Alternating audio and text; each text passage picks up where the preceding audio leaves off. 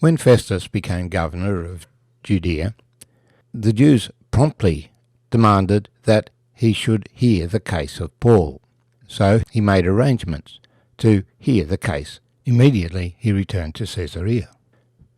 But when they presented the case, he realized that this was not an ordinary case. He didn't want to upset the Jews by going against them. He had just been placed before them as governor, and he needed to appear to be a good governor. But it was obvious that Paul had not done anything wrong. The Jews still had in mind that they would assassinate Paul, although I suspect Festus didn't realize that at the time, and asked Paul would he go up to Jerusalem to face the charges that the Jews brought. But he knew full well that they were unjust. It was obvious from the case that was being mounted. And Paul said, "I stand at Caesar's judgment seat, where I ought to be judged. To the Jews I have done no wrong, as you very well know. For if I am an offender, or have committed anything deserving of death, I do not object to dying. But if there is nothing in these things of which these men accuse me, no one can deliver me to them. I appeal to Caesar." Then Festus, when he had conferred with the council, answered, "You have appealed to Caesar you shall go." Now after some days, King Agrippa and Bernice came to Caesarea to greet Festus. When they had been there many days, Festus laid Paul's case before the king, saying, "There is a certain man left a prisoner by Felix, about whom the chief priests and the elders of the Jews informed me when I was in Jerusalem, asking for a judgment against him. To them I answered, It's not the custom of the Romans to deliver any man to destruction before the accused meets the accusers face to face, and has opportunity to answer for himself concerning the charge against him. Therefore, when they had come together, without any delay, the next day I sat on the judgment seat and commanded the man to be brought in. When the accusers stood up, they brought no accusation against him of such things as I supposed, but had some questions against him about their own religion, and about a certain Jesus, who had died, but Paul affirmed to be alive. And because I was uncertain of such questions, I asked whether he was willing to go to Jerusalem and there be judged concerning these matters. But when Paul appealed to be reserved for the decision of Augustus, I commanded him to be kept till I could send him to Caesar. Then Agrippa said to Festus, I also would like to hear the man myself. Tomorrow, he said, you shall hear him. So the next day, when Agrippa and Bernice had come with great pomp, and entered the auditorium with the commanders and the prominent men of the city, at Festus' command Paul was brought in. And Festus said, King Agrippa, and all the men who are here present with us, you see this man about whom the whole assembly of the Jews petitioned me, both at Jerusalem and here, crying out that he was not fit to live any longer. But when I found that he had committed nothing deserving of death, and that he himself had appealed to Augustus, I decided to send him. I have nothing certain to write to my lord concerning him. Therefore I have brought him out before you, and especially before you, King Agrippa, so that after the examination has taken place, I may have something to write. For it seems to me unreasonable to send a prisoner and not to specify the charges against him. My name's Arthur, and I thank you for joining me as we read this preamble to yet another defence that Paul will give of his work and ministry, this time before King Agrippa and Festus. Not so much to defend himself against the Jews, but to give a testimony to the grace of God in his life. Now, the issue is the secular authorities are not dealing with the conflict that is taking place in the spiritual realm, of which most people are oblivious.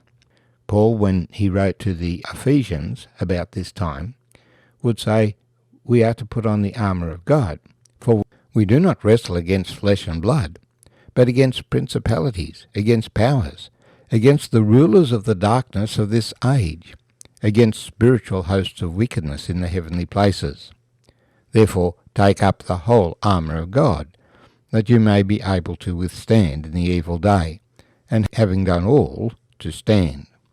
For Paul knew he was in the midst of a spiritual battle, and that the people who stood in front of him were just pawns in the battle. The principals were principalities and powers, the rulers of the darkness of this present age, those spiritual forces that had opposed God and made Festus, for example, oblivious to the realities of the situation. Festus is thinking, I'm the governor here, I have to make a ruling, but how can he make a ruling? He has to keep the peace in his region, and the Jewish authorities are critical. He needs to have them on side with him and their cooperation. But it's obvious this Roman citizen has not done anything that is illegal in any normal sense of the word. He has not murdered or stolen. All he has done is present a case about something that Festus was not quite sure how to investigate. That Jesus had been executed was a matter of history. It's just a little over 20 years since that had happened. Everyone in the region knew about it, although Festus himself didn't have as much detail as the locals did. Now Agrippa comes along. This is Herod Agrippa II. His family has been interacting with Jesus and his disciples for over 50 years. Herod the Great had sought to kill Jesus when Jesus was born. His son, Archelaus, ruled immediately afterward and caused Joseph and Mary to settle in Nazareth rather than in Bethlehem. Herod Antipas, the brother of Archelaus, ruled next. He executed John the Baptist and was instrumental in having Jesus executed, and is the main Herod mentioned in the New Testament. He was followed by Herod Agrippa. His death is recorded in Acts 12, where he sought to promote himself against God, having executed the Apostle James, planning to execute Peter, and not honouring God before the people of Tyre.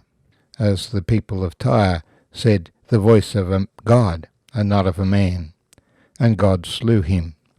And now we have Herod Agrippa II, his son, ruling. Herod Antipas had wanted to hear Jesus speak, but Jesus refused to speak to him.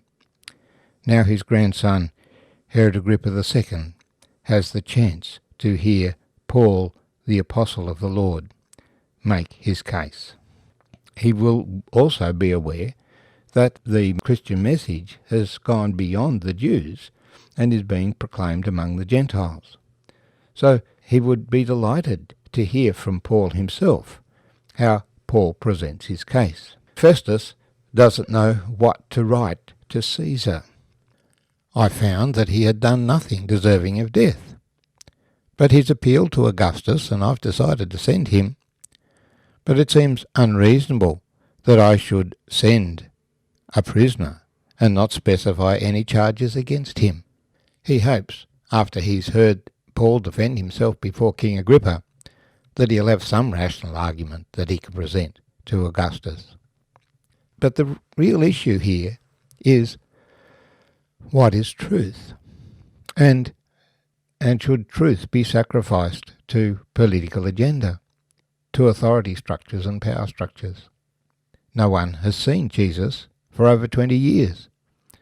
But Paul explains that by saying, well, no, he's risen from the dead, he was witnessed by over 500 people, but now he has ascended into heaven. But I personally have seen him. We have the testimony of those who saw him. But that testimony is very inconvenient. The simple solution is to kill all those who are the witnesses. Well, now they are all dead, but their testimony remains written in the New Testament. Herod Agrippa's father attempted to do that, and he died instead. The conflict continues today. Jesus has told his disciples to make other disciples, and they are busy doing that. But many people in the world are trying to silence the disciples and to deny Jesus his kingdom.